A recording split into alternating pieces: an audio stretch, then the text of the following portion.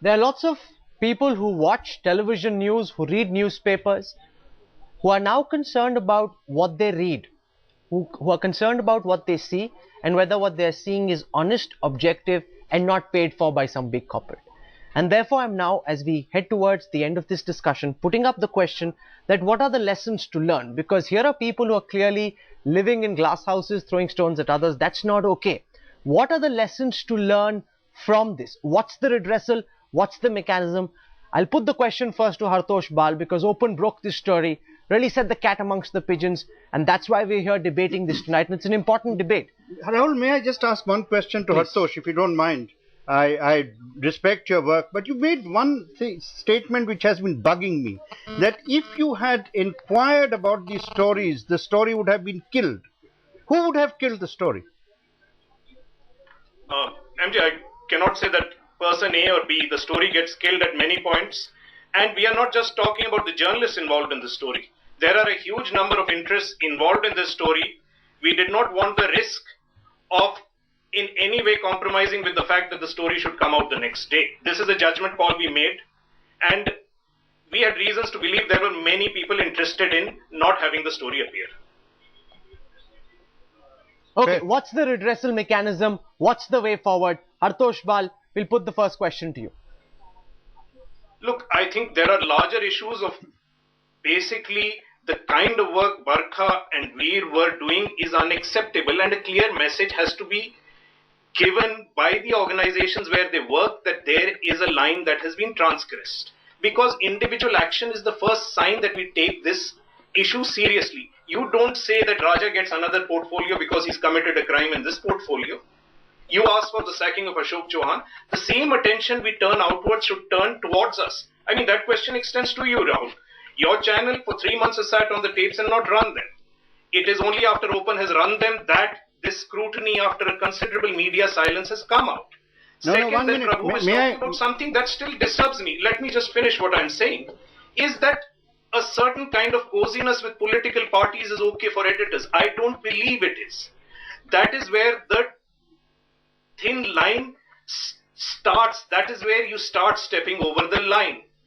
And then it leads to what we've seen today. If you are not clear about distance from sources, distance from people you report, you are going to get into problems such as this. No, just to make that point, because I was on the program when Headlines Today was, if I remember correctly, when it was broadcasting the tapes, and I remember these stories actually from that time. This is about April, some time ago. And I was, even I was hearing the tapes, and this story ran for a day.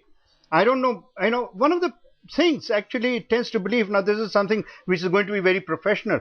Actually, it turns out that print media has far more impact than television. And until it came out, it was ignored by print media at that point. Yeah, that moment we had that story for a day. It was a headline today story, therefore everybody and everybody ignored it.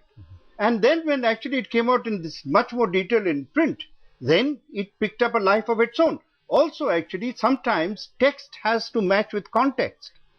At that moment, maybe the context wasn't lighting fire, as we say. However, at this moment, after we've had this deluge of corruption stories, the people of this country are angry, and rightly so.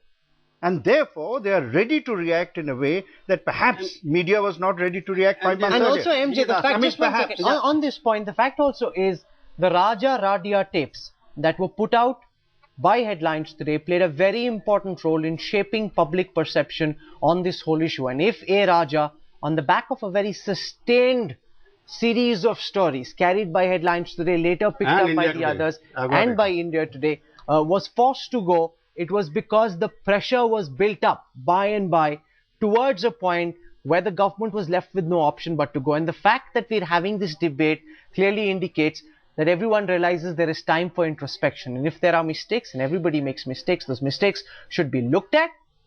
If people are guilty, they should be held accountable and action should be taken against them. Dilip Cherian, who will take this action? Because people want to know, if for example, a few weeks from now, a few months from now, everybody is back to doing life as if nothing changed. People remember this in their head. They're watching this broadcast, they'll remember it. How will this action be taken? Who will take this action? I think there is no choice about taking action. There is a YouTube and Twitter generation out there which actually force the hand of traditional media to play these stories up at a time when they were not paying enough attention to it. These journalists and this whole story has got attention because this new generation is in fact, wonderfully watchful, and they've made sure that this story does not die. To my mind, that is the biggest thing that's come out from this story. That's a very, very important point you're making, and that's a fact that I think everybody needs to realize.